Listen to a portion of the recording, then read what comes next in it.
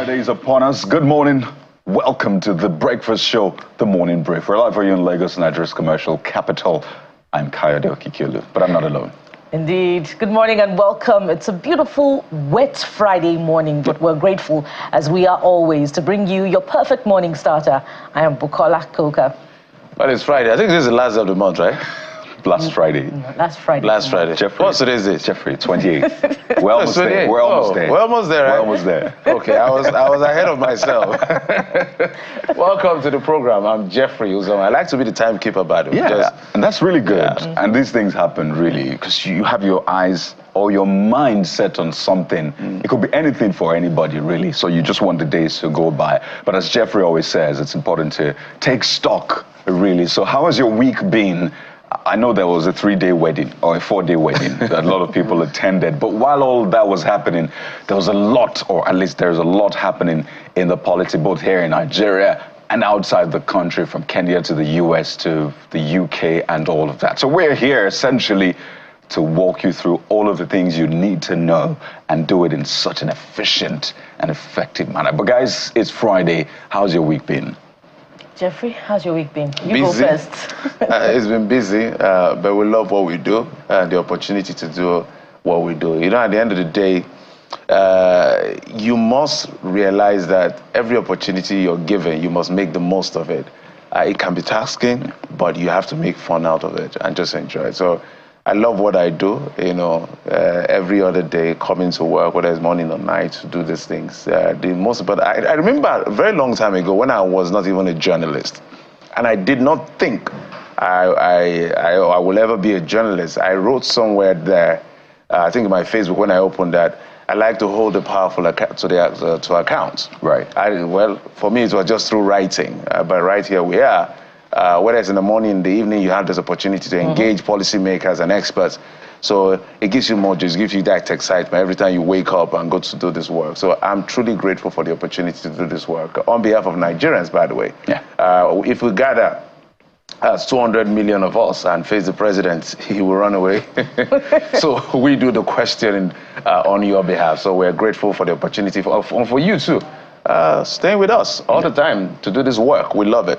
So busy week for Jeffrey. Busy week. I'm sure it's the same thing for you, Bukola. Oh, Kayode, Jeffrey, my week has been eventful, and it would have been a perfect opportunity to talk about it. But there's been the highs and the lows. And I've had the opportunity to travel on a more closer range now, along the expressway. And I find that there's still very, very little awareness on, the dangers of cholera.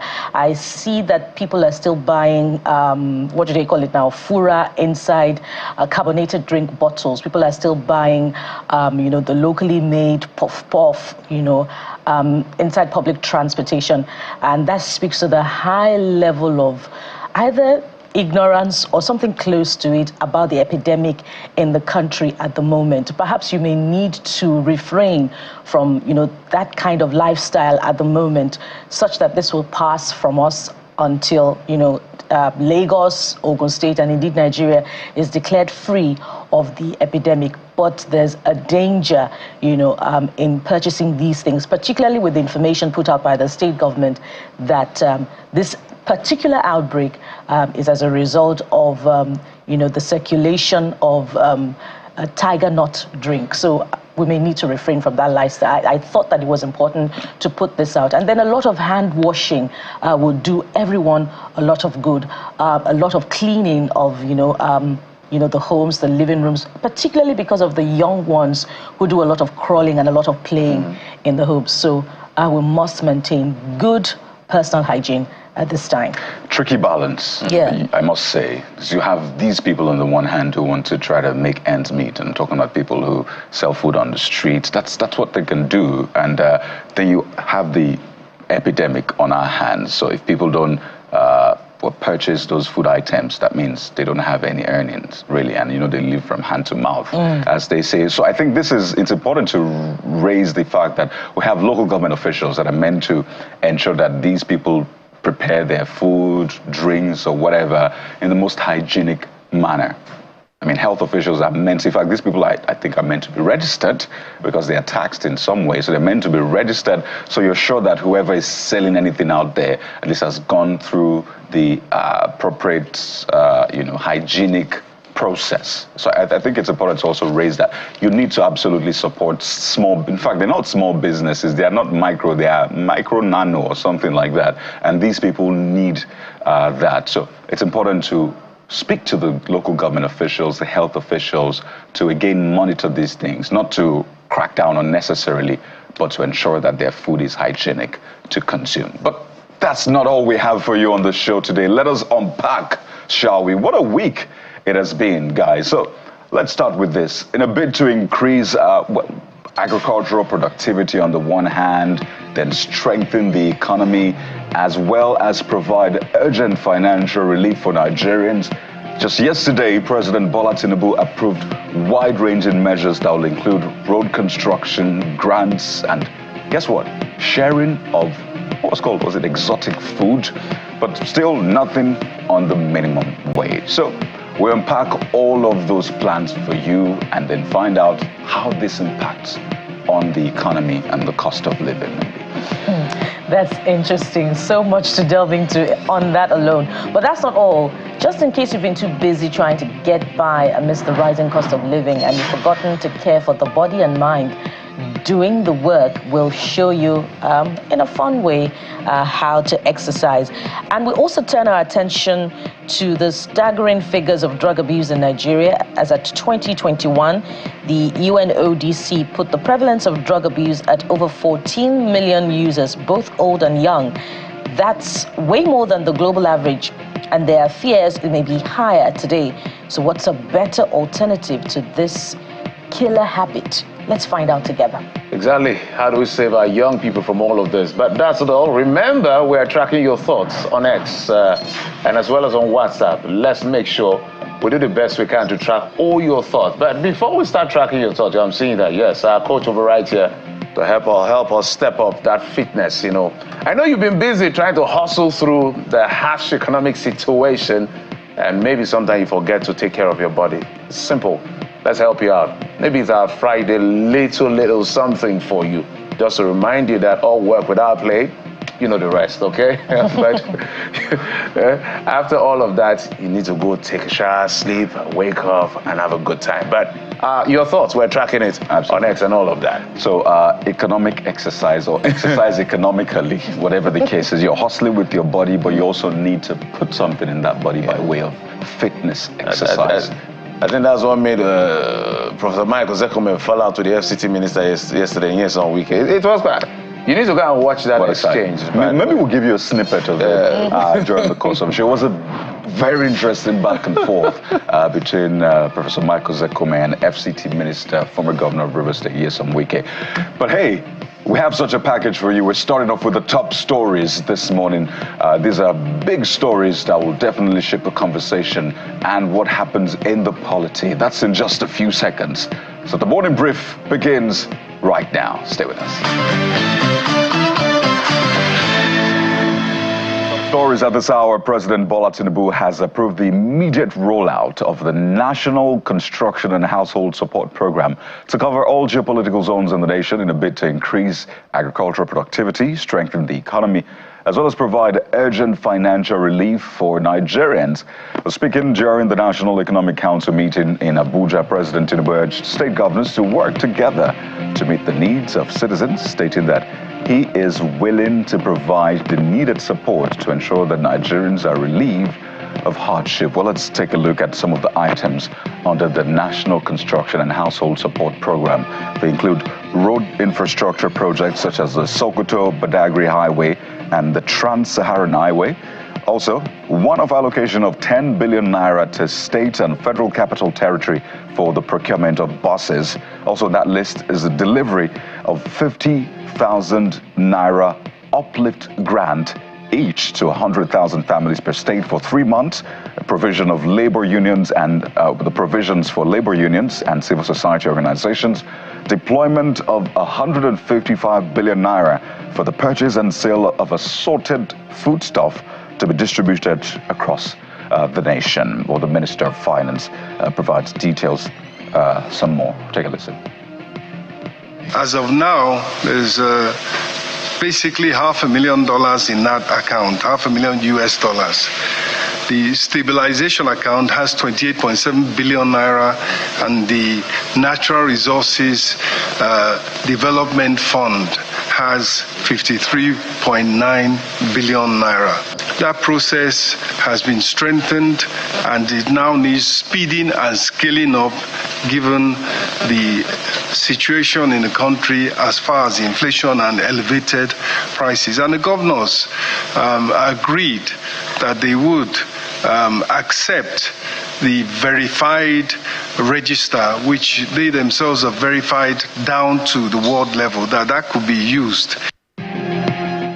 Let's head over to the National Assembly, where the chambers have passed a bill for an act to amend the 2023 Budget and Supplementary Appropriation Act to further extend implementation of the capital components to December the 31st. Now, both chambers, that's the Senate and the House of Representatives, passed the two executive bills after first and second reading and a closed-door session to review the president's request. Meanwhile, the Senate President, Godswill Akpabio, has dismissed claims that the lawmakers are set to approve the purchase of the same, or that's jets rather, presidential jets at the moment, but adds that the Senate will consider a request for new presidential jet if there's a necessity for it. He said this during plenary in the nation's capital amid claims in some quarters that the Senate is set to approve the purchase of a new jet for President Bola Tinubu. Also, the Senate summoned a Guardian correspondent to its Committee on Information Ethics and National Orientation to explain why disciplinary action should not be taken against him over the online publication and the purchase of presidential jet. We're extending the lifespan of the supplementary budget. Well, the President of Senate speaking about the supplementary budget yesterday. Well, let's talk about River State politics now. Political supporters of the Minister of the Federal Capital Territory, Mr. Nyesom Wike, have criticized Governor Siminalayi Fubara of River State for blaming Mr. Wike for the explosion that occurred in Port Harcourt on Tuesday.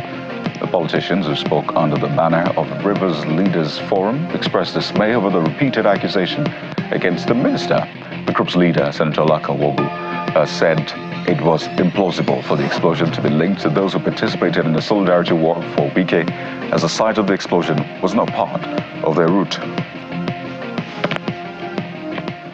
To the courts now. The immediate past governor of Kogi State, Yahaya Bello, is asking the Chief Judge of the Federal High Court, Justice John Sow, to transfer his trial for alleged money laundering to Lokoja, the Kogi State capital. Mr. Bello said that he prefers to be arraigned in Lokoja, being the place the alleged offense was committed.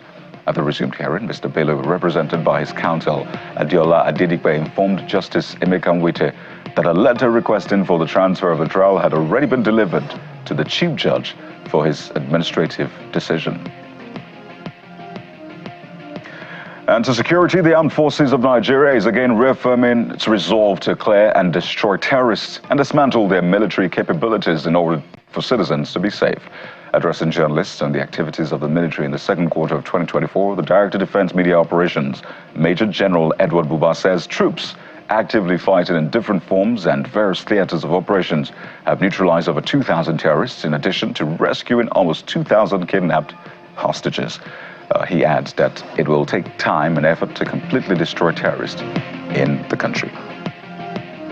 It might interest you to know that in the second quarter of this year, troops neutralized 2,245 terrorists, arrested 3,682 suspects and other criminal elements.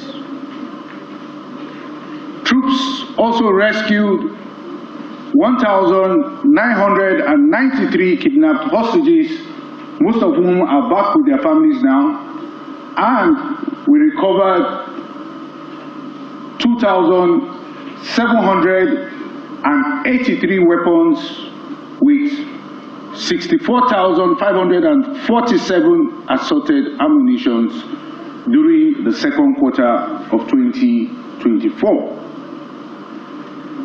Significantly, we denied the oil thefts of an estimated sum of over 10 billion naira in the second quarter of 2024. And out to the aviation sector, where the Minister of Aviation and Aerospace Development, Mr. Festus Keyamo, has revealed that some private aircraft in Nigeria are being used for money laundering, drug trafficking, and other illegal activities. He disclosed this in Abuja while inaugurating a ministerial task force to monitor illegal private chartered operations in the country without specifying the airlines involved. He emphasized that these activities have cost the sector billions of dollars and raised significant security concerns. It has come to our attention through a series of disturbing reports that the practice of illegal charter operations is thriving within the aviation industry, thereby undermining the efforts of the regulator, the Nigerian Civil Aviation Authority, and other regulatory bodies. These illicit activities have not only resulted in significant financial losses to the federal government, but have also raised security and safety concerns as the operations of private aircraft owners have remained largely unchecked and unregulated. This has also resulted in the use of these private aircraft for other illegal activities. Last week, the National Security Advisor wrote to us, alerting us of the spike in money laundering, drug trafficking, and other illegal activities through the use of private aircraft in the country. It appears that private non-commercial flight operators, PNCF holders, have become increasingly emboldened, continuing their illegal operations with the assistance of air operator certificate holders who collect tolls and list these illegal charters that their AOCs. And let's talk business now. There's been a lot of brainstorming on the creation of jobs in the country and the MSMEs, talking about the threats that small businesses face from high interest rates and limited access to single-digit loans, which is crucial for economic growth. At the 2024 World MSME Day in Abuja, hosted by the African Union and the federal government, there was a lot of focus on providing sustainable single-digit loans for MSMEs, and experts discussed the role of government, banks, and the private sector in facilitating these loans and addressing issues affecting MSMEs in Africa. What we have to do is to assemble a group of technocrats, people that can match standards anywhere in the world, to come and try or attempt to offer solutions to what these issues are. There are small businesses that can't get a loan anywhere. But this is the sort of business that is the future of our nation. These are the businesses we must prioritize. We must find them.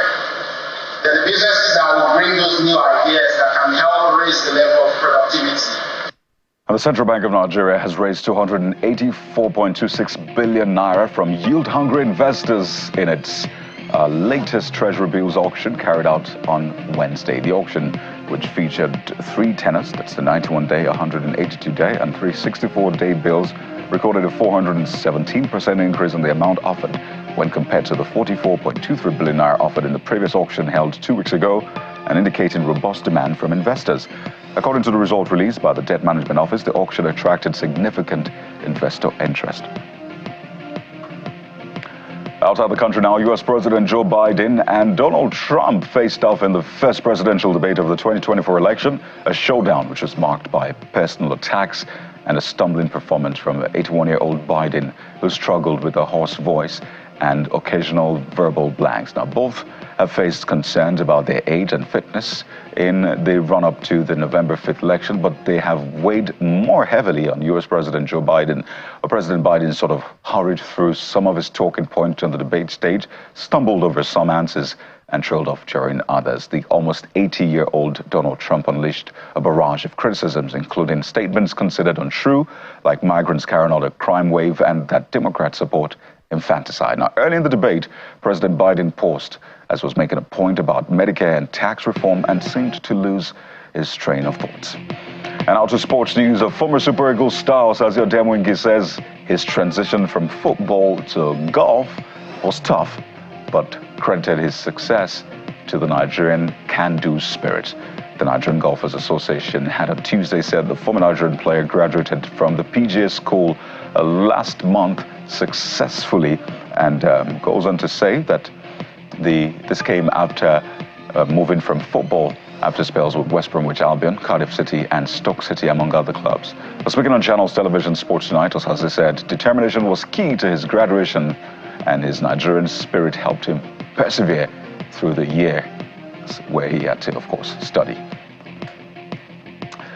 Well, good to see, good to hear from Osazio Dewengi, one of our favorite strikers for the Super Eagles. But that's not all we have for you on this side of the top stories. How about your thoughts? Let's walk through them as Jeffrey, of course, joins me. It's good to see him. And yeah. I was just thrilled to see Osazio. Absolutely. Just that transition is just beautiful to see. Come on, who says you can't do all of it? So congratulations to him. Let's see him at even bigger stages. Hopefully. Let's even see him on even bigger stages as much as possible. We look forward to that. Because Osazio was a phenomenal player for the Super Eagles of Nigeria, and seeing him emerge again. It's on the grass. Okay, all of them are grass, by the way. Well, so you can go from grass to sand to water on golf, depending on where the ball takes you, really. Absolutely. But yeah, majority grass. Okay, so let's find out what you've been saying on X. But the very first we'll deal with was this arrest of EFCC officers ordered by the chairman himself over unprofessional conduct. You understand? We can see what happened. We don't know this video. That's the video. All right. Yesterday, I was just wondering to myself, imagining myself in a hotel with my wife, and then this happens. Look, this is disturbing on all levels. Very disturbing. Totally condemnable. And this is not the first time that this has been reported. Well, there's evidence on this one. So let's take a look at what you are saying about this. Let's start off with this comment from Donald_Shegun. This is very disturbing. A lot of people have found this very disturbing. But Donald_Shegun says the arrest and investigation should not be hidden from the public. Please, there is a need to revamp the method of operation of the FCC officers. Otherwise, their attitude to work could lead to another nationwide protest. Let people not start invading the EFCC this time. So we have to be careful. I'm happy the leadership of the agency was prompt. Yeah. And let's make whatever comes out of that investigation public. That's the only way you can win public confidence, not backroom, whatever. Let's know what happened with that guy. Opinionated freak. That's what he calls himself. We would want the identities posted with pictures and also a follow-up to the arrest. It's just not to be vuvuzela noise. Transparency would help people believe they are actually held accountable, just what I said. I commend him for the swift response, though. Yeah, absolutely. And I think that's the overwhelming reaction. Good that this was swift. The next one is from Michael Akonasu. One says, well, this is good news. Henceforth, these officers shall always carry out their duties professionally. We don't want any issues that will result to crisis in our dear country. Joel says, timely response. Salute to the chairman. But we'll be here for update. Make the officer learn lesson, I beg, to avoid the occurrence. Okay. More like teach them a lesson. Okay, there you go. So this is some of the comments on that issue that played out. Very disturbing, but good to see some action from the EFCC. Of course, we'll be following up on this one. But the EFCC is not only involved in, fighting cyber crimes and the rest, which method sometimes has been criticized. There's also the EFCC versus Yaya Bello, big one. And we understand that yesterday, the former governor, Yaya Bello, sought to transfer his case from the nation's capital to Lokoja, the Kogi state capital. There are a lot of questions around this case anyway, but let's even deal with this one and take the first response from Oloyede with lots of figures. Says the request is in line with the law of the land anyway. The Federal High Court at Kogi State should take over the case, and nothing stops the EFCC to remain plaintiff of that case. Now, that doesn't in any way find him guilty and jailed if he's actually guilty of the offense. I'm trying to figure out what you mean there, but basically, this is saying that's in line with the law. You can always seek to move your case to maybe where the crime or alleged crime was committed. You know, with this Yaya Bello's case, there's a lot to talk about. But let's leave that for the lawyers, because there's a lot to talk about. Because a lot of people have said, why didn't the EFCC also bust into, you know, where he was, just like we saw in that video? EFCC stood there. He was inside that building. They stood. His own defense system was protecting him. EFCC was making a point we can come and arrest. But with regular citizens, things happen. That's why it must not just be done. It must be seen to be done in AKA justice. Okay. Nobody's saying he's guilty, but Nigerians are wondering why the rules seem to be adjusted from different individuals. But the lawyers will debate that, not our job. Akoje Sylvester says, no, he should be tried anywhere. A clear conscience fears no accusation. He needs no worry. Initially, he was nowhere, and suddenly he submitted himself. Why bother about where he will be tried? Calm down. Well, Collins Opara says, or believes, that this is maneuver, a blatant maneuver, actually, to evade accountability. It's imperative that the case remains in Abuja to ensure transparency and fairness. So that's left for the judge to decide. We'll see how the lawyers argue. The judge that will decide that. Chukwunyere says, is he considering the cost of going to Abuja might be quite heavy on him owing to the current economic realities? This sounds like sarcasm. Of course, I think it shouldn't worry. The cost will be borne, already is borne by the EFCC. He should just make himself available, because he was supposed to. The thing is a corruption charge. He's supposed to come and take a plea, guilty or not guilty. Right. Yaya Adoza Bello has not been caught, and with all of this back and forth between him and the lawyers and the judge and all of that, it's a long story. So this is different strokes for different folks, but not the type that I want to see, because the law should be clear. The law should not be a respecter of anyone. So we'll see how the judge decides. Finally, on this one, local champion Chris Forsum says, or Chris Forsum Fon, I should say, says, now listen to this, this will interest you. Throughout his governance as Kogi State Governor, he spent majority of his time in Abuja. This user is asking, why does he want to shy away from Abuja from this prosecution? Yeah, and I think we should actually have a conversation around how a lot of governors spend a lot of time in the nation's capital, Abuja. The truth is that even within the system, there has been complaint. Some governors don't stay in their states. They literally live in Abuja. And you're wondering, what exactly, why did you become a governor? You know, I don't understand that. Okay, some private judge used for money laundering, drug trafficking, according to Minister Festus Keyamo, and he's raining down on all of that. He's set up a committee to take a look at all of that. I think Sanusi, the captain, he's in charge of that committee. But he's saying that some of these people have licenses to operate private jets. The things they do are not acceptable. He said this is a serious issue that needs to be addressed. However, this is coming from Mayor of Edo, by the way. However, it's not a new discovery that some private jets in Nigeria are used for money laundering and drug trafficking. We need stricter enforcement and accountability to combat these crimes effectively. And I think that this next user echoes or re-echoes one major point that has been made about naming and shaming. If these, charter operators have been identified, who are they?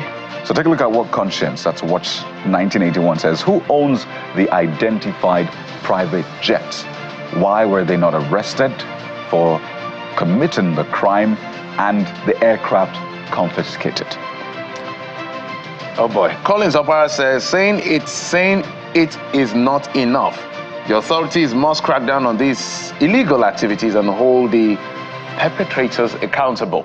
Yeah, I think it's high time we started doing that consistently now. Yes, there should be the procedure. If they're found guilty, I mean, you see people, they even parade suspects anyway. Suspects that have not been tried, they're paraded.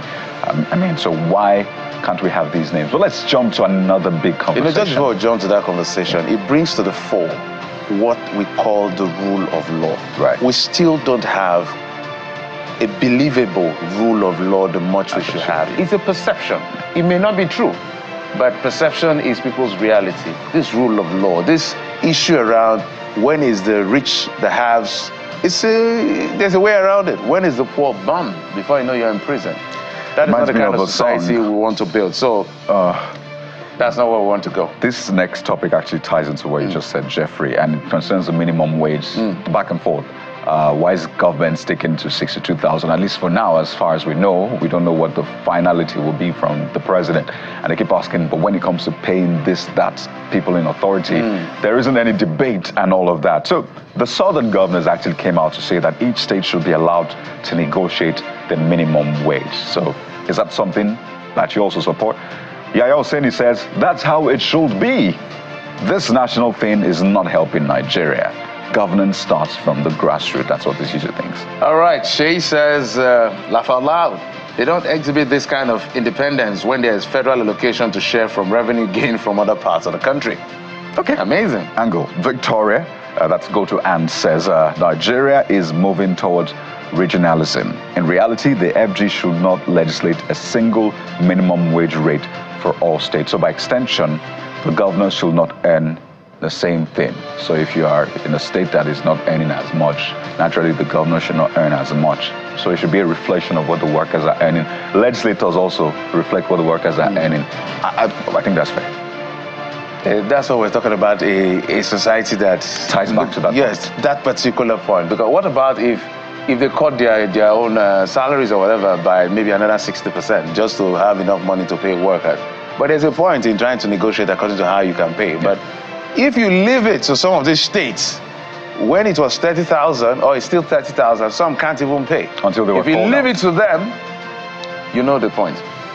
Joy for you says, is it okay? Oluwafemi says the governor's salary should also be paid according to state ability. Took that right out of I like that. And finally, Joy for you can. That's everywhere.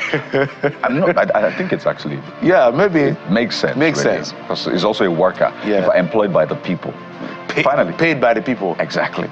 It's good that you southern governors want to do a good job if you actually mean it. That's this final user says, but would you have more money also if you start by scrapping salaries, pension packages to ex-governors? So there you have it. Well, absolutely not the last on the conversations we'll have. So we're starting off with this one and that package which the president sort of presented to Nigerians at the National Economic Council yesterday. It touched on infrastructure, road infrastructure, purchase of buses, even distribution of food, assorted food. That's the term used. Payment of monies they call it grants for 3 months and the rest. So what is this about? Why haven't we heard anything about the minimum wage? That is in a few seconds. So stay with us right here on the Morning Brief.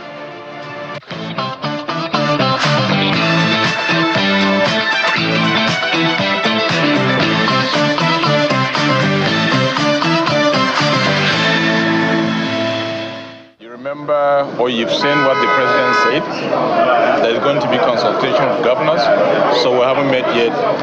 Likely we may meet tomorrow, so it is only when we meet, then you know the outcome. We understand that local government autonomy was part of the agenda of the meeting. Can we have an idea of what the discussion was about? Well, I mean, still discussion is ongoing because it is something that concerns everybody. And it's something that we have to do justice with. Welcome back to the Morning Brief right here on Channels Television. So the conversations around the new minimum wage bill gets our attention now. Two things. You recall that FEC had stepped up the memo on the new minimum wage bill in order to allow for further consultations by the president. And of course, more recently, southern governors are saying that states should be allowed to pay according to their ability.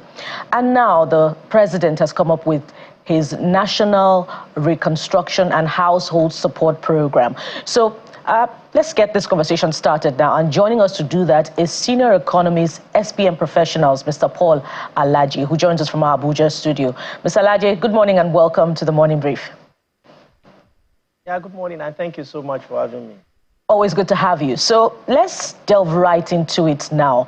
The president's National Construction and Social Household Support Program is coming ahead of the new minimum wage bill. Well, the final figure that the president may present. This is coming ahead of it. So many things to unpack from that. Perhaps we should look at 2 items or 3 out of this list of the president's program. There's a one-off allocation of 10 billion naira to states and the Federal Capital Territory for the procurement of buses. There's delivery of 50,000 naira uplift grant to 100,000 families per state for 3 months. Provision for labor unions and civil society organizations. What does this mean, particularly because it's coming ahead of the final figure to be presented by the president on the new minimum wage bill? And then these monies being spent, apparently they are apart from federal allocation amid, Nigeria's burgeoning debt. Give us your understanding of the economics around this, and particularly why it's coming ahead of the final figure of the government's proposal on the new minimum wage bill. Well, thank you so much for having me once again. If you recall that the last time we met, I'd mentioned that the real minimum wage should be real indeed. It should not be nominal. When you look at what labor earned in terms of what money can buy, you would realize that policies over the time has weakened the earning ability of such money. So the real income in the real sense has emaciated, and for simpler language, it has significantly reduced. So, and I mentioned the last time I was here that it is not about what labor earn, it is what labor can do with what is earned. For instance, when labor earned 9,000 naira, labor could buy 2 bags of rice. When labor earned 18,000 naira, labor could buy 2 bags of rice with the old money. Remember that the concept of money started from, it was to replace the tradition of trade by barter. So it's important for us to measure what is it that we can buy with such money. Before I go to the president's policy, then labor was paid 30,000 naira. Suddenly, almost 3/4 of bag of rice disappeared from what labor can buy. So it now became, labor could now buy with the minimum wage as of then, 1 bag and a little of a bag of rice. Then we've heard proposal of 62,000 naira, and of course I've made my opinion, research-based opinion or research information or contribution known at the national discourse, that what government should be looking at the minimum should be 100,000 naira. The reason is because when you look at what exchange rates closed yesterday, which I saw on your bar, even as we have this conversation, 1,500 plus. If you look at that, for you to have somebody to live in, to escape poverty trap, not for the person to be rich or for the person to be average, but to escape poverty trap, it needs to earn $2.15.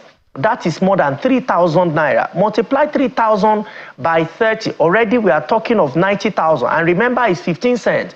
That is why you cannot, even for us not to be a nation that is paying people to be poor, we have to pay not less than 100,000.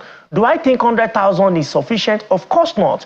Because the practice over the years is that government, federal government, and state with the private sector always compensate labor back to $100. $100 today, because of our floating and inconsistent exchange rate, we make that amount to be 150,000. In fact, labor is asking for 250,000. Do I think the economy can carry it? I don't think for such a long time. But I think that for 100,000, because you also need to ignite the demand side. You see a lot of conglomerates leaving Nigeria. One of the reasons many of them, at least 4 of them have cited, has been that the people's ability to buy has significantly reduced. And against the backdrop of all this conversation, we have recommended that government should look at what are the key things that labor will do with the money. And I think that is why government has rolled out some plan. I agree with a few points. There are some points I have quite a number of reservations about. We have seen that government said they will be giving some funds to the state government and the FCT.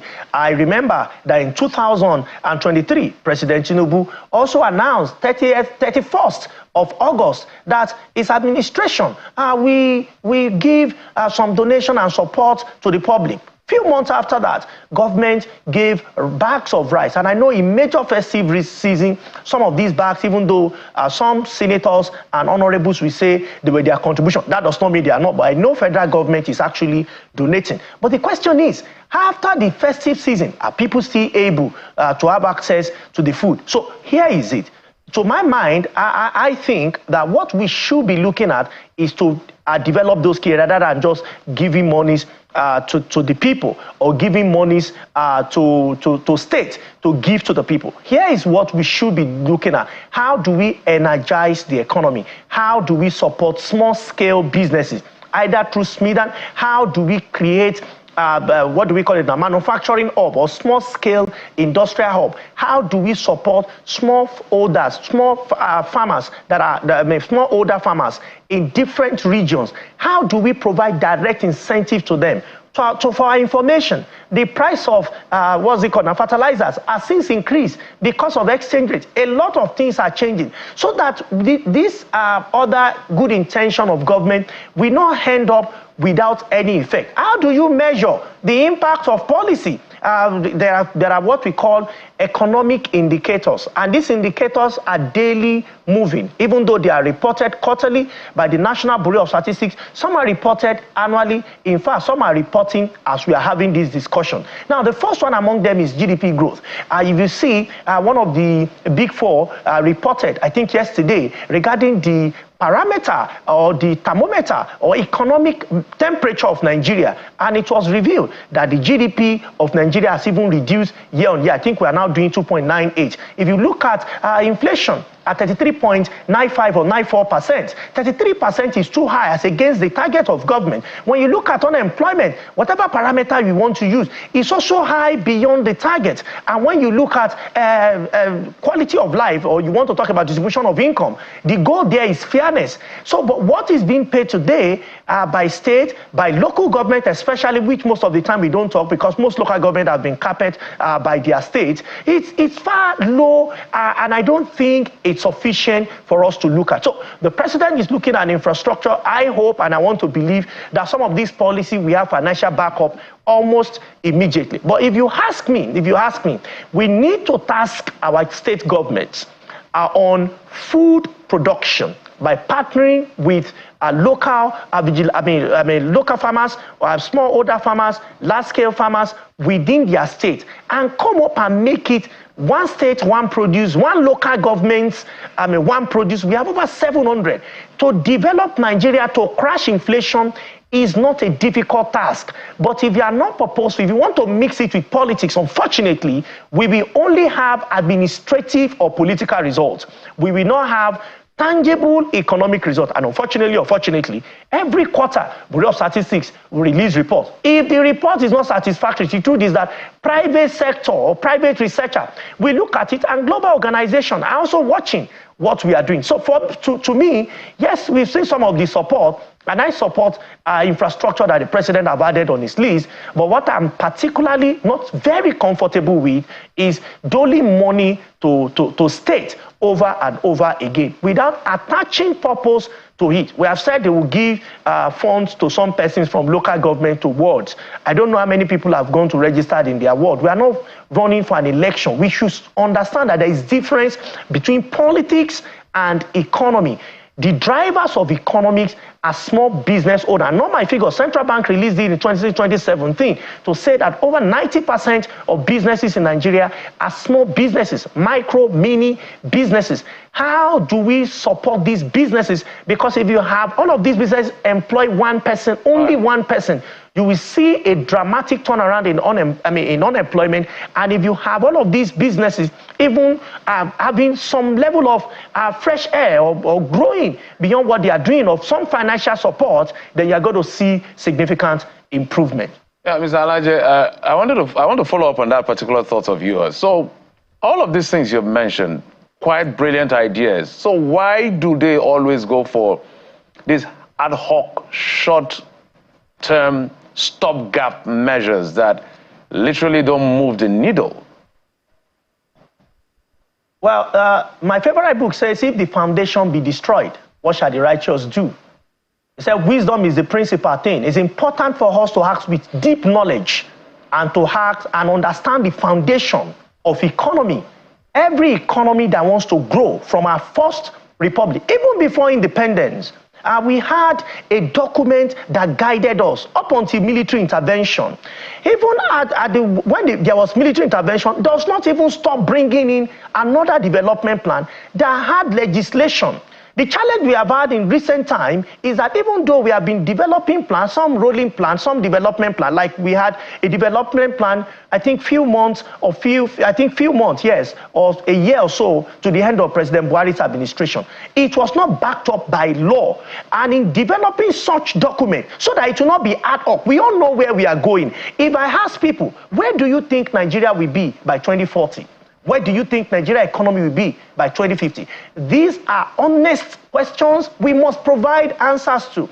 The truth is that some of us that are here have refused to leave, not because we have no option to travel, like many persons have said, oh, we don't think Nigeria can be good. I strongly believe Nigeria will be a great country. I strongly believe Nigeria will change. I strongly believe Nigeria will develop.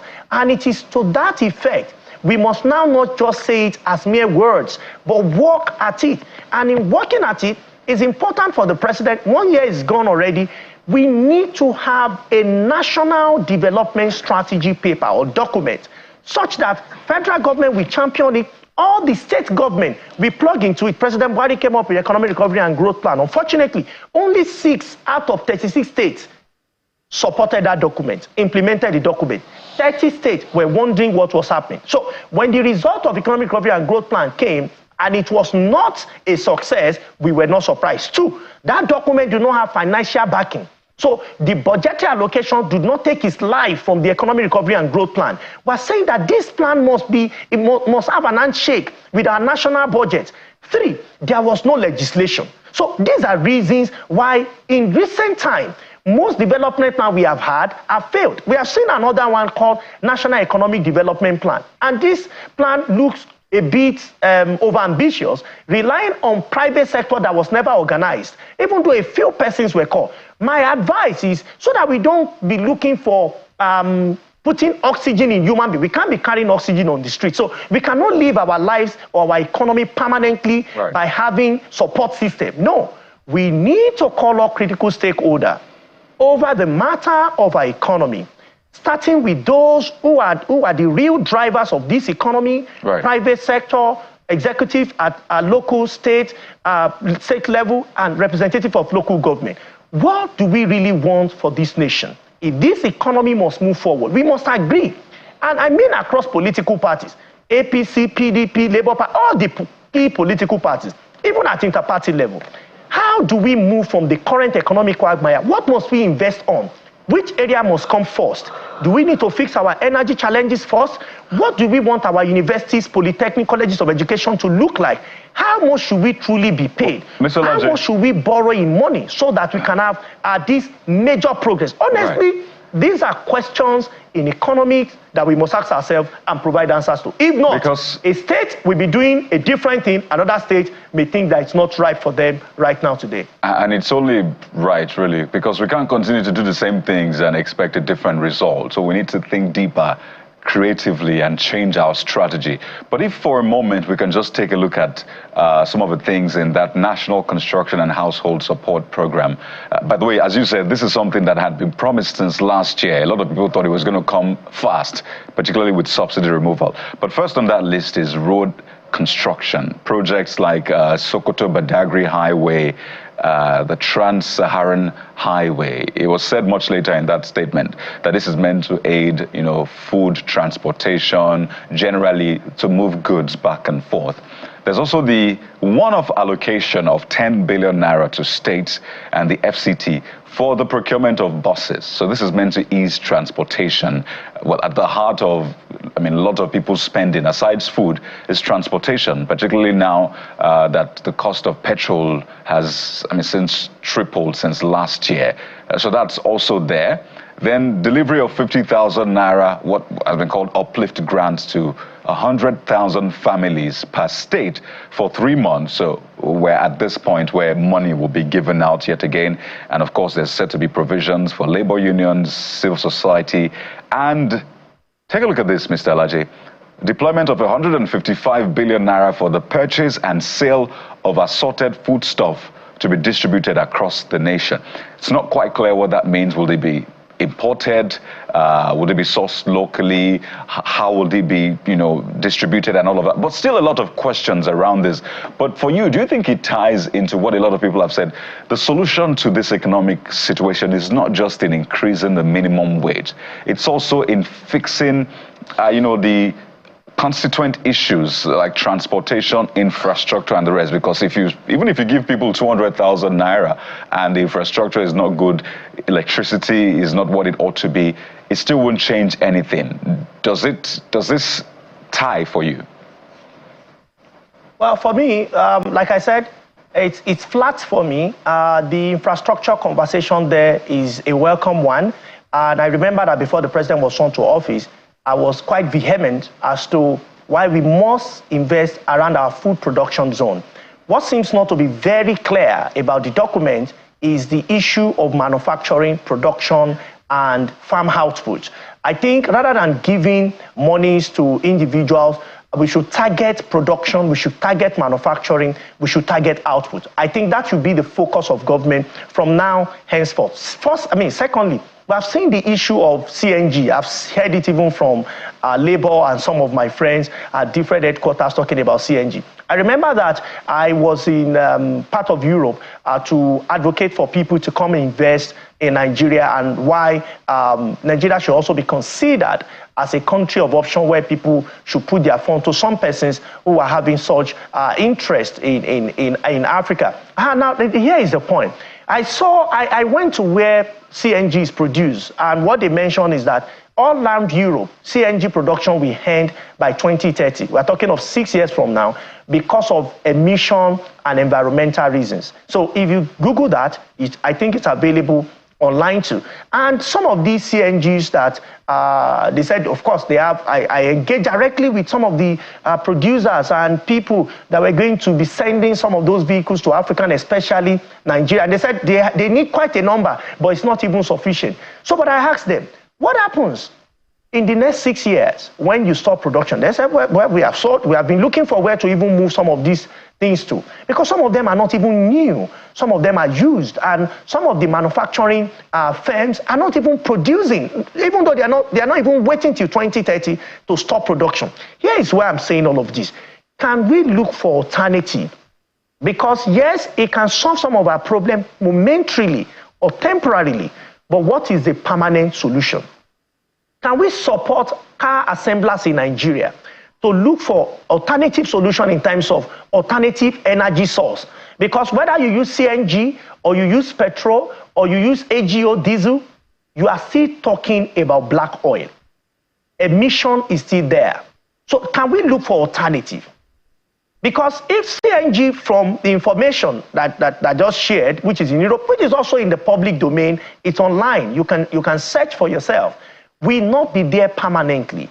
So if we litter our street with this, it will solve our problem momentarily. But what happens to it? Again, remember that such money will not stay in our country. The jobs we want to create will not stay in our country. Yeah, we're going to have some kinds of job, but the manufacturing, the industrial job will not stay with us. So can we support our own local producers such that if you support, and we have heard that you can even change some of these tanks from petrol tank or diesel tank to CNG tanks or to gas-based tank. But we have manufacturers in Nigeria. Can state governors that are receiving this fund talk to them so that we can retain more jobs locally and we can grow this economy in real sense? Listen, our legislature bought some vehicles. The monies are gone. What was exchange rate when we were making such procurement? It was not as high as this. Look at the exchange rate today. The more you import a product or products from outside your country, you are making three decisions. Number one, you are consuming for your satisfaction. Number two, you are telling your country you don't want the country to have jobs. Number three, you are telling the central bank to be under pressure because of foreign reserve. Now, for us to help central bank, we have to start looking inward. By all means, anything we can do locally. Our currency must be a currency to reckon with. And you cannot reckon with currency alone. You will reckon with it by looking at products that currency is bringing. And that is why, for me, I think beyond looking for CNG because of argument for CNG, can we look within Nigeria to have such production? That said, we look at the issue of supporting individuals, 50,000, 100,000. I know before now government has been making such provision. In fact, last administration was quite huge by giving people 5,000, 10,000, and different ones. We saw trader money, we saw market money. But what is the impact? Poverty grew, not my figure. The Bureau of Statistics showed that poverty level increased. UNDP showed that poverty level increased, average of 5 million to 7 million on annual basis. People living below poverty line. In fact, they later issued a number for people living in multidimensional poverty. Not my figures. According to MBS of Nigeria, 133 million people. And if you ask MBS, smart mind, brilliant minds are there. Even though some of the time they don't speak. But when you ask them to speak to their numbers, they will tell you that the way out of this is first agro-processing and manufacturing and production. And I think that is any kind of support we are looking at should be targeted towards this. So I completely align with infrastructure, especially at the issue of railway. Government have said we're going to be giving counterpart funding for Port Harcourt to Maiduguri. That's a brilliant idea. I've been waiting for this so that we can have that line quickly completed. We also need to complete the whole of rail map of Nigeria. It's important so that we can have alternative. I don't think this time and age, heavy duty should still be moving on the road, What I mean by that is essentially for food movement from one region to another. Food coming from Sokoto wants to find their way to Lagos. Can we do this consistently by rail, either by narrow gauge or standard gauge? Whatever method, let's find this alternative and let's boost this output. And I can tell you, this is a permanent solution. It is not going to be momentary or temporal solution. Because if we do this, it's a matter of time. We have been having this engagement for some time now. Even before now, in the last 10 years, our argument and presentation has really not changed. Has been about economy, has been about the concerns with it. Why? Because our strategies have remained the same. All right, Mr. Alaje, I'd like you to speak to two things now. I noted that you said earlier that beyond just doling out funds to states, that there should be purpose tied to it. And that takes us back to 2023, where 5 billion naira grant was announced as monies to states to help cushion the effect of the removal of fuel subsidy.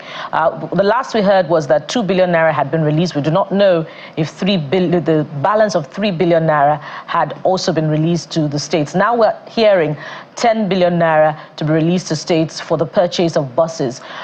Should there also be a need to tie some form of accountability to states? Because you said that, according to checks, Nigeria has dropped on gross domestic product. So between last year and this year, we've had time enough to assess the impact of the release of those funds on the economies of the subnational. That's on the one hand. Perhaps you should respond to that first before I take up the second. Well, I must tell you that the nation is not complete. It will not be a complete nation without having a subnational, the states, in this regard. Funds has been given to states. Some states, they already have proper accounting system, and I think that some of this information should be made available to the public to see what they've done, maybe in the review of their last year budget, because some of this money should be captured in their budget or in the review of the budget. But for most of the states, I doubt, because we search for information on a weekly basis that is available both from national and subnational. But I doubt we have such document with us. Whether the 3 billion naira has been released or not, it's also not very clear. We know that there have been some support going on from federal government to state government. And I think federal government will also need to speak. If not, the whole of Nigeria will think everything is about the federal government. So federal government will also need to speak so that they can guide transparency. Now, because some of these funds are not targeting manufacturing or targeting production or improve productivity, that is why they are seeing, or they are becoming more or less excess money supply in the system, excess liquidity. So the central bank would say that there is excess liquidity. Why would they say that? Because it will fuel inflation. So if it's fueling inflation, central bank will come, or MPC will come with a policy to increase NPR. I just want you to look at how economy is connected. When they increase NPR by raising it high, private sector that could have even helped in the situation, we now have to borrow at higher rates. So because the rates are high, some of them will be concerned. You have seen exodus of some multinational from Nigeria. What will that mean? Unemployment will increase. What will that mean? Poverty and hunger will increase. So the good intention of government, of Mr. President, for instance, I want to support state by giving them money. But because it's not tied to a productive activity that is measurable, it is not smart, specific, measurable, what do we call it now? Something that you can measure, something that is realistic and is time-bound. It is not there. So if you cannot give it time, duration, the duration with which you must do this, and it's not realistic and you cannot measure it, and it's not specific, honestly, it will be spent at the will of the governors. And some governors may think what is important to them is that they want their people to go to Jerusalem or to go to Holy Land or Mecca. That could be their priority. All right, so very quickly, in giving this kind of support, whether it is loan or it is financial support, it must be tied to a specific instruction or what we want them to achieve. All right, very quickly, the second point, another component on the president's list for this reconstruction and household support program is provision for labor and civil society, whatever that means. But are you worried that this could disarm labor? And now that it's coming ahead of that final figure on the minimum wage bill, will labor still reserve the moral standing to oppose any figure that is not, favorable to a cross-section of workers in Nigeria, particularly that it's coming now? Well, I want to strongly believe that labor, we understand that even if they are giving ₦1 million each today, you need to prorate that to just 5 months. 5 years. That's divided by 60. You see what that will be, in 60 months compared to what they earn regularly. So if you increase minimum wage and you had the same amount, you know that it's progressive. It is not just one stop. So whatever that is, and I don't also understand the civil society part. So I think when the implementation starts, we would see it. But I want to strongly believe that the wake-up call on labor, I've continued to champion the fact that labor should also try and self-pedal and consider within the range that is realistic, 100 to 150,000 rather than 250,000. And I continue to issue the appeal to labor for the sake of this economy that seems to be fragile right now. And if you look at, I think, PwC's report, which also alluded to that, our fiscal concern, I think for their expectation or projection for 2024, when you check the report, I think it was issued yesterday, you see that one of the things, I think the first thing in terms of the expectation for the year is fiscal concern. So we need to look at the realities that are possible, things that are possible from now to the end of the year, even for next year, as we are already projecting what may likely happen in Nigeria next year. We're still working on that and see if that will be in public domain, maybe towards the end of the year. But the truth is that I think labor should also consider that. But if government wants to give them, apart from increased minimum wage, which we strongly think that it should not be less than 100,000 for labor, because of the economic realities of today, I think it would be a welcome development. All right, Mr. Alaje. Just within the confines of the macroeconomic conversation, are you seeing enough effort by the government to see how they can stimulate the economy enough? Because there are concerns about stopgap, which I've consistently mentioned. Are you seeing enough in terms of stimulation that can taper inflation? Inflation is like blood pressure in an economy. If it doesn't come down, every other, whatever it is you're doing, has little or no meaning. And now we're looking at 33, which is likely going to be high, but although the rate is quite slower month on month, and food inflation is also increasing. Because some people have looked at the management, both on the monetary and the fiscal side, They've hailed some things look like an experiment, and there are projections as to it coming down. Some people are saying 29%. The government is earmarking 21% at the end of the year, which is a very long shot given where we are at the middle of the year. So is there enough stimulus besides all of this stopgap that you're seeing that can help us get back to some manageable point? Because right now, our equilibrium point has shifted. So stability now in FX has now moved from 700 and maybe talking about 1,000, 1,002. That means the quality of life is going to drastically change and things will be difficult, as it is already. Absolutely. Well, giving people money, 100,000, 50,000, we definitely drive inflation up. And no matter what we do, even if you add 1 naira to minimum wage, or 2 naira or 5 naira, with the kind of number we are looking at, it will drive inflation up. So do I think that we are making effort to bring down inflation right now? The answer will be no. What must we do to bring down inflation? And how must we do it to bring down inflation? Is by looking at what is driving inflation. What is driving inflation is food inflation. And food inflation is over 40%. What are we doing to boost food supply? What deliberate action are we taking at state level and local level? Well, I think they are really very minimal. We need to do something with that. Can we have targets? If government is saying we are giving you 10 billion naira, Plateau State, you are receiving 10 billion naira. How would you help us improve the output of, what do we call it now? Irish potato. Say you are producing, numbers from Ministry of Agri shows that you are doing 10,000 tons. Can you increase that to 30,000 tons so that the price will crash? So that scarcity will not be a factor anymore. How will Kogi State help us with improved supply of cashew nuts? How will, say, Ekiti State help us with improved supply of cocoa? So we need to look at supply side. The truth is that if I should summarize our challenges right now, our challenges are on supply. Unfortunately, the strategy we are using to fight these challenges are on demand. And that's why we have policy mismatch. So central bank, for instance, is saying control MPR, control CRR, control liquidity ratio. All of those are demand. But the real problem released by the Bureau of Statistics is supply. So how would you want to solve a problem by looking at, you want to solve a problem. A person has not bathed, is very dirty and smelling. But you are looking at the person in the mirror, and in your mind you are cleaning the mirror, thinking that you are cleaning the person.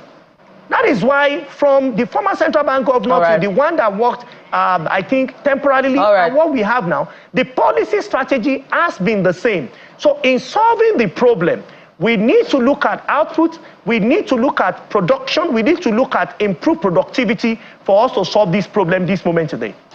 An inexhaustible conversation, I must say, and we hope that the final figure of the minimum wage bill will be favorable to all, such that we can close the door on this conversation, at least for now. Mr. Paul Alaji, senior economist, SPM Professionals, thank you so much for your time and contribution on the program. Thank you so much for having me. Yeah, up next on the morning brief, we'll turn our attention to an equally important matter that deals with social reconstruction this time around the menace of drug abuse and drug use. Stay with us for this profitable conversation. We'll be right back.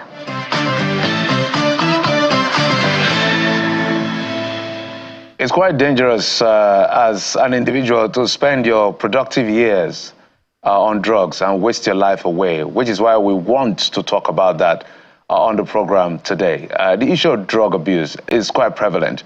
Young people have looked for all kinds of ways to, get high, to do whatever it is that they want to do. And there's a ripple effect to that. So as we welcome you back to this part of the segment, we want you to be part of the conversation to see how we can help a lot of young people redirect their mind. But we need to know what the drivers are as far as drug abuse is concerned. That's why we're being joined on the program by a substance abuse prevention, treatment, and recovery practitioner, Mr. David Folaromi. He joins us via Zoom. Mr. Folaromi, thank you so much for coming on the program. Thank you very much for having me. The good place, I always believe, is to start with what you as a practitioner in terms of managing these people has seen to be a major driver of why young people, you know, in their numbers, who should be spending their, as I said, productive years doing productive things, are wasting away taking drugs? Thank you very much, sir, for that question. What we will consider the major driver would include some of the risk factors associated with drug use among the youth. Some of this will start from family disintegration, because I, for one, believes that drug abuse can be prevented, and it starts from the family unit. So when there's a missing link at that level, then it's easy to see the young people just engage in substance use, and of course, its attendant ripple effects. But there are other drivers or causes, you know, or predisposing factors that lead the young people into substance use. Some of which will include glorification of drug use on the media, especially social media. We know we have some regulations on mainstream media, but on social media, which a lot of young people belong to, so they see people who should be role models to them, who use substances, and it looks cool to them, and they want to emulate some of these people. So that's another factor that leads to substance use. Of course, we have the lack of resilience, which also is built from the home. So a lot of people talk about peer pressure, peer pressure, peer pressure. Of all the people who have come into us for treatment one time or the other, we've never seen anybody who just woke up and went to start using substances. It's always somebody who introduces them to that act. However, like I always tell people, nobody forced you to do it. It's because you didn't have the ability to say no. You lacked the resilience or other life and social skills that would have enabled you to say no when these things were offered to you. We have environmental factors also. There are certain environments, without prejudice to any of the environments, you can see there are certain places where there's a higher prevalence of drug use in our society more than other places. So for instance, you're raising a child or a young person in an area that has a very high rate of drug use. That child is susceptible to using substances very sooner or later. And then of course we have genetics. That's something a lot of people don't talk about. We have the genetic factor. So it's important we know that addiction, which is a mental health disease, can be passed to from generation to generation, you know, genetically. So, and one other one we'll talk about is other mental health issues. Mental health illnesses and substance use disorder has a bidirectional relationship. What that means is a person who is struggling with mental health illness is likely to want to use substances to take care of the situation with the mental health illness, and vice versa. So these are some of the causes or drivers, as you put it, that leads people into using substances. So you've given us a background, which is quite important, and it is taken for granted that everybody should know about these things, or at least know that there is a danger that comes with substance abuse. But sadly, rather than see the danger, people instead see that, oh, it's glamorous, something I should do to make me feel, well, high on the one hand, forget about my sorrows, also to feel like, yeah, I've arrived, as they always say. So it's a very tricky one, really, having to now try to stay ahead of that deception. So I want to maybe reverse this. So let's imagine that you have someone who is deep in drug use. By the way, this conversation is happening of the day for raising awareness about drug abuse and illicit and trafficking, rather. So let's imagine there's someone out there who's already deep in this, uses this on a daily basis or even more often. What is the alternative for that person? And I think that's usually at the heart of it. The person asks, if I'm not using, what is the alternative that can give me that level of highness, in quotes, that can make me feel like I have arrived, that can make me feel good, in quote? What's the alternative? That's an excellent question. You don't take something from somebody that makes him or her feel good and not give them anything in replacement. Sorry, I'll just give you a short story. Last year, I was in Warri. I was doing a program, and a young boy of 13, I was talking to him. He was neck deep in substance use, and he was also into advanced fee fraud, internet fraud also. And he showed me his bank app. He had 9 million naira in it. And he told me that, well, he uses substances to be able to cope with what he is doing. So there I was trying to talk him out of using substances. But just like you said, what was the alternative? Does that also mean he has to forfeit all of the money he has made under the influence and things like that? So it's an excellent question you just asked. Nobody wants to forfeit what gives him or her joy, without having an alternative. So what we do is we educate young persons, first of all, at that stage where they are neck deep into substances, you can't even provide any alternative. First of all, you need to let them know that they are struggling with a disease and they need help. I had a call yesterday about a young man who is struggling with pentazocine addiction. And then we had to talk him, through talk therapy to be able to come in for treatment, which he willingly did. Now, while he's in treatment, we now have to offer him other options, because basically addiction works this way.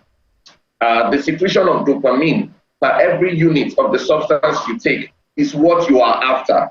So you're not actually after the substances itself, you are after that high, as we call it, which is being secreted by dopamine. So once the person is in treatment, you successfully convince the person to come in to treatment, you can now offer alternatives that will also secrete dopamine and make the person happy. Some things would include sports, exercises, taking care of your body, eating good food, singing, doing things that will trigger the reward system of the brain, secretes that dopamine, makes you feel happy. Something as simple as performing a task and you're able to perform it appropriately, it also secretes dopamine and makes you happy. So it's baby steps.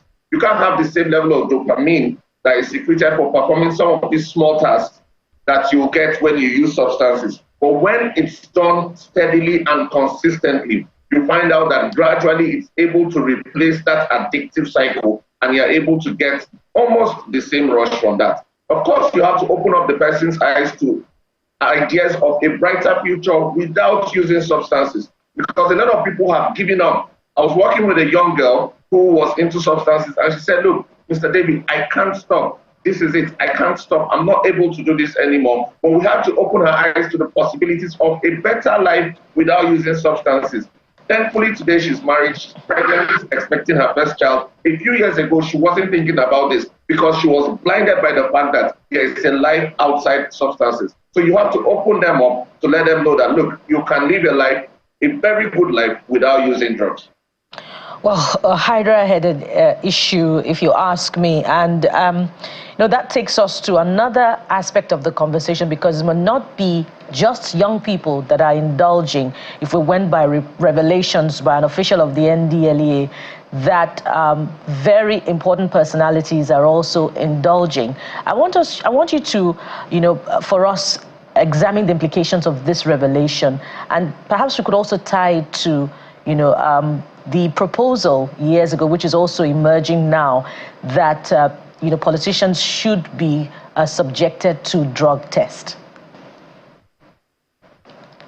Yes, thank you very much. I totally agree that it's not a problem for young persons. So we have people in treatment currently who are in their 50s, mid-50s. Someone is 54. We have two people who are in their late 40s. So yes, it's not just a problem for the youth. As a matter of fact, when the United Nations Office on Drugs and Crime Nigerian Drug Survey came out, the prevalence, the age bracket was from 15 to about 60. So it shows that this is an issue that bothers not just the young persons, but even the elderly people. Now, one of the implications here is that if those who the younger people are supposed to look up to are involved in substance use, then it creates a precedence.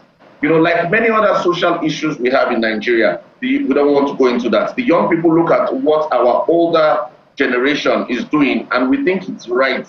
And you see, we are just copying them verbatim. So that's the same thing that is happening.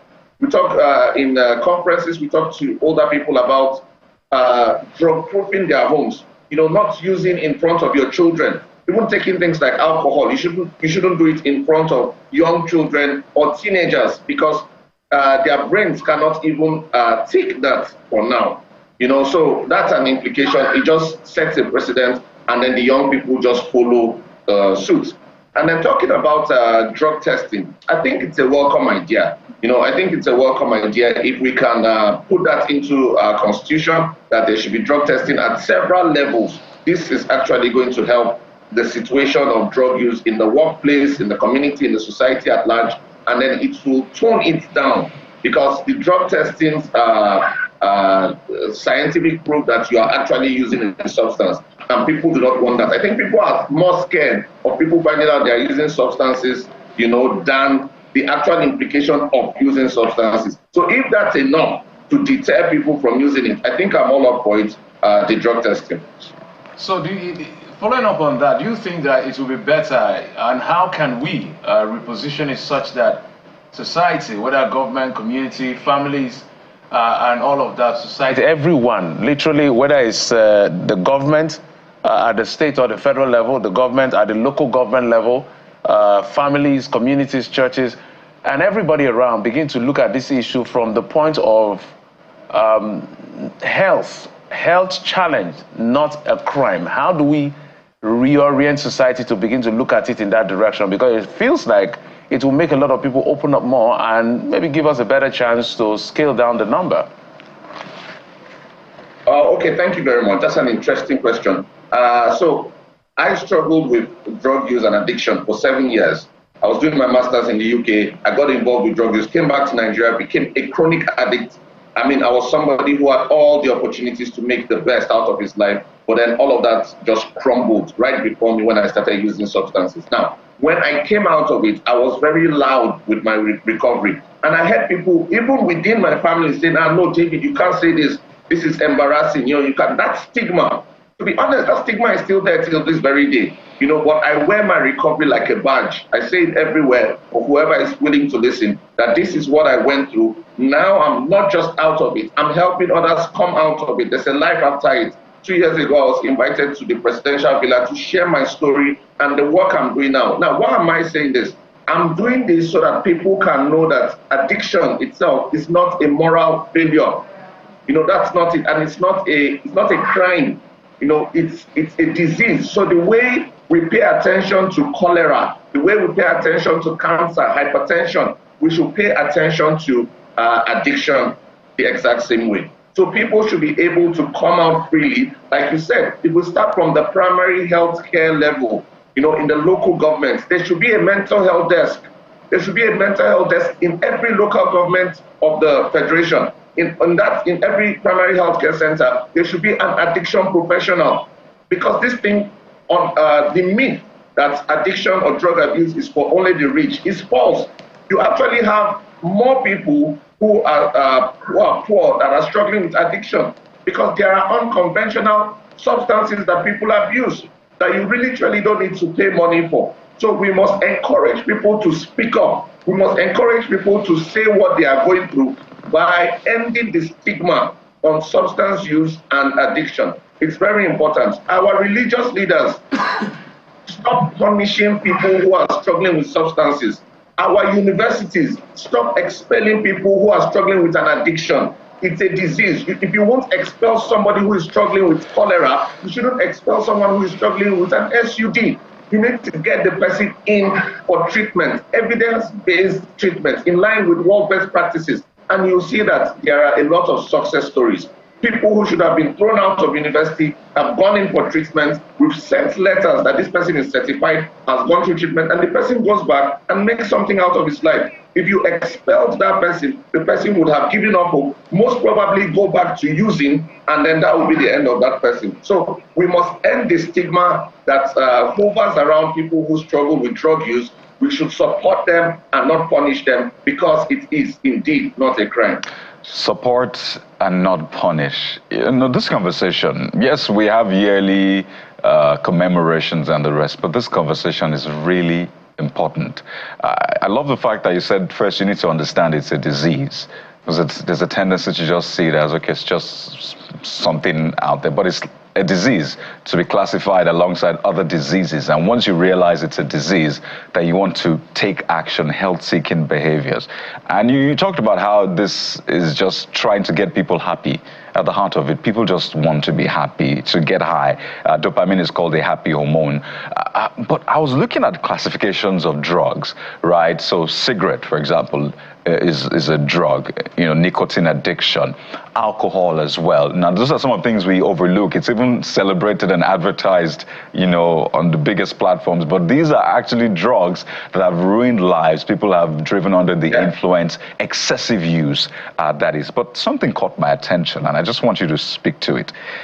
And it's the fact that research has actually shown that social media use, excessive social media use, is kind of related to drug abuse. In fact, some researchers found that the reaction in the brain is like a cocaine user, all the likes, the retweets, and all of that. In fact, University of Michigan research also showed that it's really similar to drug use. So is that something you're also exploring? Because some people will say, I don't do cigarette, I don't do alcohol, I don't do cocaine, but they are high on social media. And that is, in fact, people are saying it should be classified. Is that something you're also exploring as well?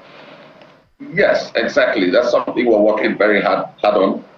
We have a lot of youth we don't want to talk about. I know some adults still have the same problem, but we have a lot of youths who get high, just like you said, off social media, and sometimes it leads to depression. You see, that's the thing. Some of these things progress. They are progressive. So you want the rush of the likes, the comments, the retweets, and all of those things. And when it's not coming, you see that somebody is slipping into depression. We are paying influencers to boost our posts, make our pages more, look better.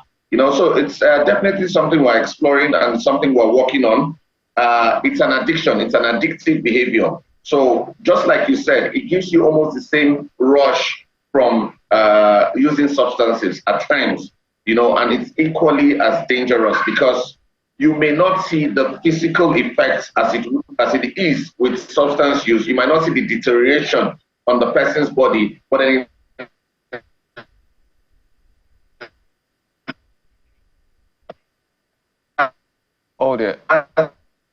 its effects on the mind. Serious mental health illnesses. All right, David, just before we let you go, quick one on this particular. So maybe 2-3 things that you think that people that are addicted to social media can do, quickly, in 30 seconds. Okay, if you're addicted to social media, first of all, you need to, like what I do, I have an app that regulates my social media use. That's number one. Number two, it's also important that you get alternatives. We're still talking about alternatives. You need to get something else that takes your time than using social media. Number three, you need to talk to a professional. You need to talk to a therapist. Sometimes you need cognitive behavioral therapy to re-engineer your mind on the addiction to that social media. And number four, you should just be determined. You should need to tell yourself, no, I've done this. It's beginning to affect me mentally. I need to put a stop or a limit at least to it. And then I'm very sure you can get better that way. All right, I hope people will take the lesson. David Folarin, substance abuse prevention, treatment and recovery practitioner. Thank you so much for joining us on the program. Thank you for having me. Thank you.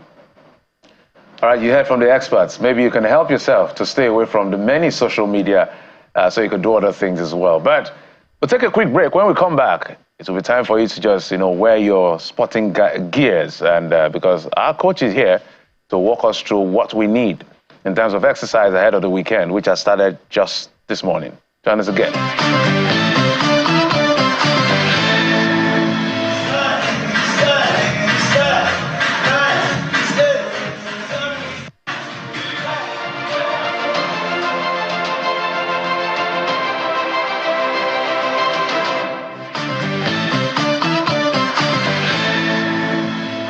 Let's step into some fitness, shall we? You know how exercise actually improves hormone secretion, even makes you happy, energized, and all. So today, we're doing just that for you, and we have joining us Coach Beauty Musa, making a comeback today again. She's a trainer at Aerobics and Beauty Spa. She's a fitness trainer, wellness person. She also does spa treatment and the rest. So this morning, she's going to be treating us exercisically, if there's anything like that. Coach Beauty, It's good to see you again. Absolutely. What do you have for us today? Hello, everybody, by the way. Today, I've always talked about varieties being the spice of life. You can see we brought something different today. We are doing step aerobics. Step aerobics is another style of exercises that actually works your total core. It works your arms, it works your legs. It gives you that strength that your legs desire. You see, most people do the upper body training and forget about the lower body. Yeah. And it's the lower body that needs more of the strength, because that is what is carrying the whole of your body. So most people really leave that and start building, having six packs and all the biceps and triceps and all that. And look at Johnny Bravo. Exactly. Johnny Bravo. I mean, just look at that figure, for God's sake. So we need to strengthen our core. Our pelvic floor needs to be strengthened. Our legs, hamstrings, your quadriceps, your thighs, all those parts need to be seriously toned out so that you can have that strength that your total body desires. So today we are going to be using the step board to work your core, total body core. Yeah. I'm ready. Let's do this, shall we? So, we'll be doing a lot of stepping today, obviously. We'll be doing a lot of steps. Okay, so for people at home, what can they use as? Can they use like the first level of the stairs for this? When we started this year, we actually mentioned that people shouldn't give excuses. So if you have the one that Nigerians call Joko, if you're sure it's balanced and it's not so high. That's the stool, the tiny stool. The tiny stool. Yeah, most of our stools are high. Most of our stools, but there are no. The one we use in the kitchen. The local one now.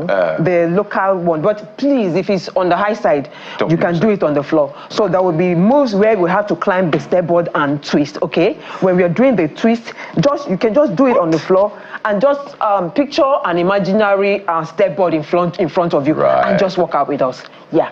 Like I've always said, please, before you engage in any exercise regimen, make sure you have gotten an okay from your healthcare. Make sure you see your doctor and be sure before you engage on any exercise regimen. So let's start. Let's do this, shall we? Please, we need good music. We need music to motivate this house. Yeah, so let's go. Breathe in. And then you breathe out. Breathe in. And then you breathe out. Now we're going to just stretch a bit sideways. And then roll it down. Roll it down. You'll feel very good now. Place your arms on your waistline. Take it to the other side. The other side now. And then roll it down. Good. Please, producer, help us with music. We need this out to be motivated. Take it up. And stretch it down. Now, I need you to put your legs on the stair boards and just squat down there. And hold it there. All right. Oh, wow. Good. Feel all the stretches. All the stretches. Come on. At least this will wake Bukola up. Eyes around 4 a.m. right now. I should be sleeping. She's around 4 a.m. Just ignore Jeffrey. Okay, Jeffrey, I'm ignoring you today. Stretch it out like that.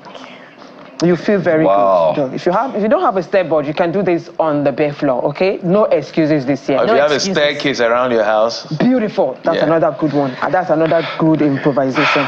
Now just squat down, keep your heads down. How wide should our legs be? It should be as wide as possible, but not too wide. Okay. Okay, so this is good. This is very good. Yeah, very good. Now come up. I'm feeling it already. Reminds me of sumo wrestlers. My joints. And then you breathe out. Please, producer, we need music. Taking the pressure already. All right, so let's just start tapping, okay? Like I said, no excuse this year. You don't have a step board at home, you can tap on the floor, okay? No excuses at all. Let's go. 2. This reminds me of that South African guy I see on TikTok. The squatter. Yeah, the squatter. Let's go. Okay, so there's also a variation to this. There's a rundown on the step board also. Yes. Okay. Are we doing that? Yeah, we are doing all that, okay? So there should be the hand movement too, right? Yeah, make sure you're coordinated. Your hand movement needs to go with it. Like I said, you are working your total core. So both upper and lower body is being touched, okay? All right, that was very good. Producer, give us good music, please. So we got it already. Running up and down. Yeah. All right, so you're just climbing up, and then we're climbing down. You ready? And when you're climbing up, make sure your arms are coming up and down. Okay, let's go. 1 and down. Let's go. 2. Let's go. 3. Go. Draft. Woo. Yeah. Bookie. Yeah. Coyote, let's go. Make it faster. Okay. That's good. Beautiful. You got it there. Beautiful. 10 more. You can do it. Let's go. Remember, you can do it on the floor. You can do it on the floor, okay? You can also do on the floor, okay? 7. 8. I like this. 9. Beautiful. All right, slow it down. That was very good. Just take your legs side to side and get your energy back, okay? Man, I feel the rush. Good. That's high intensive interval. So this is our break. So the next one is going to be, you're going to be hopping on it. And that's the one Jeffrey has been waiting for. Yes. Jeffrey likes the hop. Are you ready? I don't like Let's do this. Let's do this. All 1, 2, right. 3. Let's go. 1 and back. Let's go, Jeff. 2 and back. Let's go. Beautiful, Jeff. Well done, Buki. Go. Beautiful. You can do it on the floor. On the floor. You can do it on the floor. All right. You're almost there. 5 more. Let's go. 5 more. Go. 5 more. Come on. 4 more. Buki, it's 3 a.m. 3 more. 2 more. Beautiful. That was very good. Get your energy back. Okay. Oh man. Yeah. My knees felt it. Buki was cold initially. Everything felt it. I'm sure she's sweating by now. I'm not sweating. Well done. So you have to stretch, it helps. Yeah, it does. For To the get your energy circulation. back. And all right. The next one, we're going to be doing static. Place one of your leg on the side of your step board. Left leg, Abby? Yeah. How do you like this? You know, our left is the audience right. Okay. Our right is the audience left. So Okay.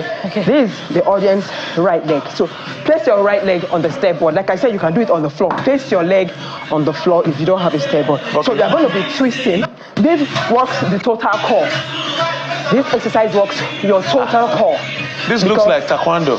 Yeah, almost like taekwondo. That's good. Yeah! All right, now place your arms this way. You're going to be twisting that way. So we are doing 15 of that. Right. Like, Buki, I'm sure you can do this. But put your leg towards the extreme end of your step. How Are you should ready? your hand At move? the end. So when you kick, you go like this? No, or no.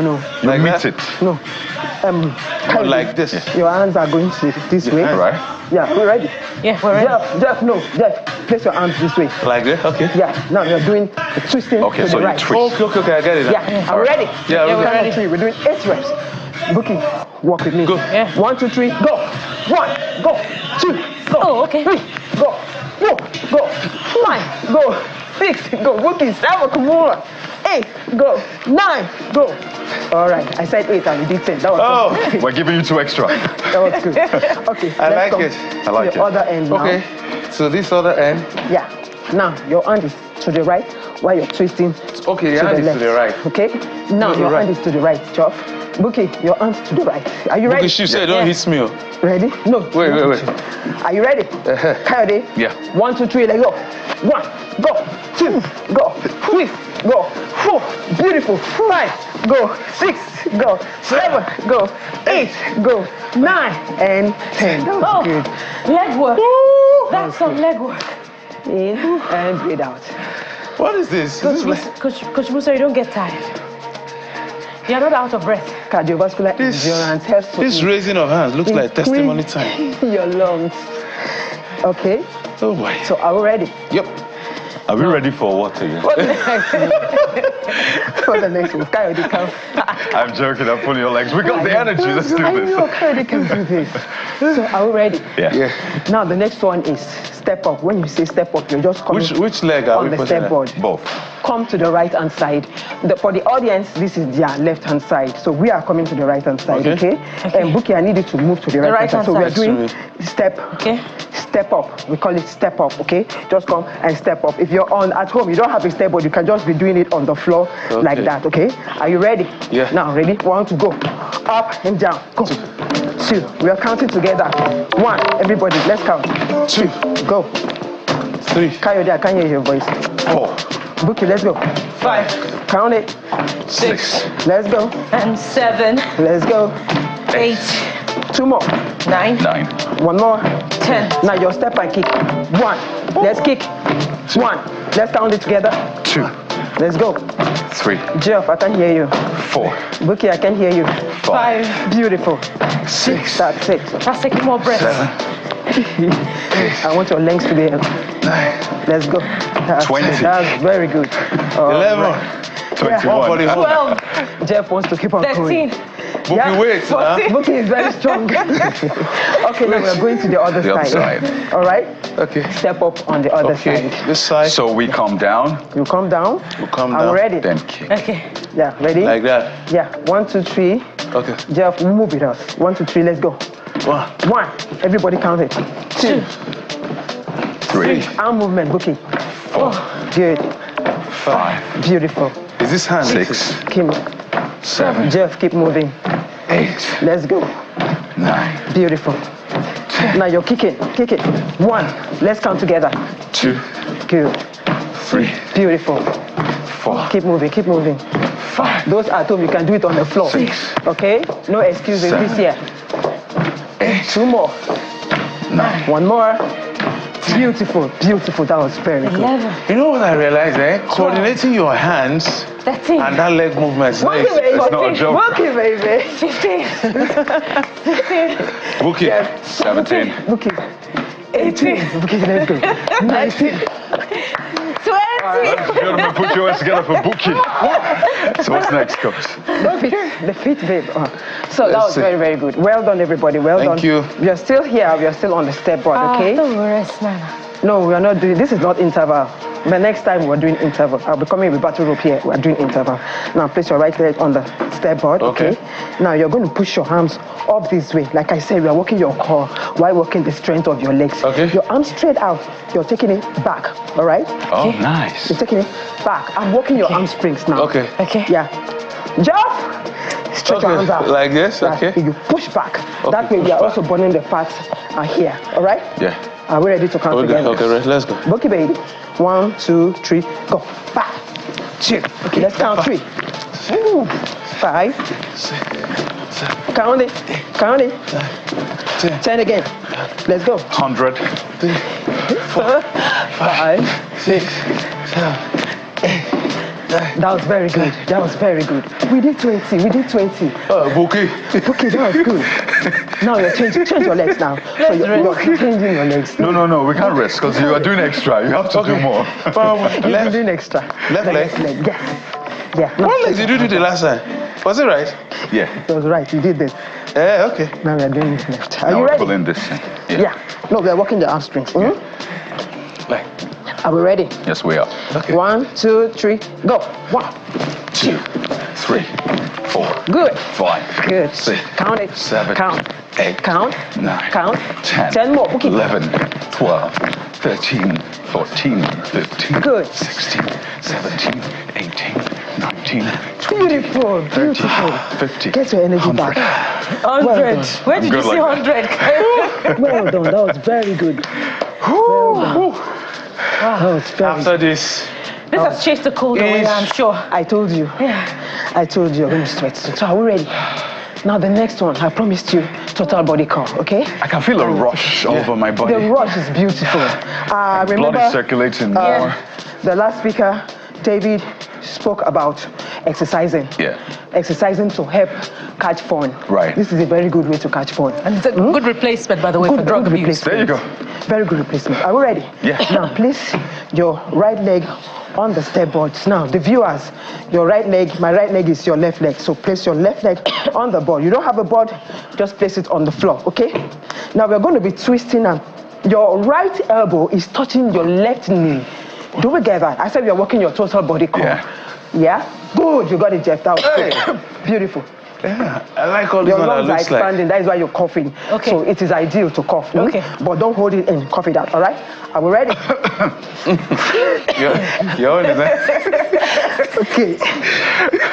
Are you ready? I am ready. I need you to bring your arms, elbow out. You're going to twist, make sure it is touching your knees.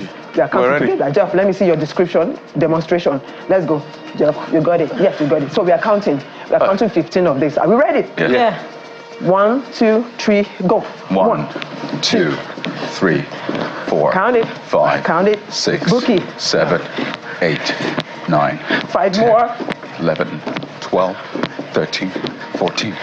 Good. That was good. Yeah. Kayode wanted to do extra. That was really very good. Now, So we have change just your legs. less than 30 seconds now have less than for this 30 next seconds. one. Okay. So let's do 15 of them. Beautiful. Yeah. Take your arms out. Right. Jeff? Yeah. 1, 2, ready, go. 1, 2, let's go. 3, 4, 5, 6. Count it. 7. Count. 8. Count. 9. Count. 5 more. 11. 12. 13. 14. Beautiful. 15. That was very good. Kayode, Coach, that was really we have to run now. Yeah. But guess what? This is not the end of your exercising routines. You have to keep doing this. We have to thank you so much, Coach Beauty Musa, yet again for coming through. Fitness trainer, wellness expert. She's also a spa person. I'm running out of breath, so I need to join my guys on the side. But Coach Beauty Musa, we have to thank you so much for your time. You can always catch her online on social media. Just look for Coach Beauty Musa, and of course at her place, Aerobics and Beauty Spa. Thank you so much. Thank you so much, guys. It's been a very wonderful journey. Right here. We have to catch our breath. But this is beautiful. It helps you to, do the best you can to make sure you have a very fabulous. What was I saying, by the way? Have a great weekend. That's what I wanted to say. But they're taking my breath away. Thank you so much for watching. I'm Jeff Ruzama. Your heart pumps and blood circulates around your body, and you feel alive. Do this during this weekend. Sunrise Daily is up next. I'm Bukola Coca. All that they said. Yes, I'm kind of. We agree. Have a great day. Bye-bye.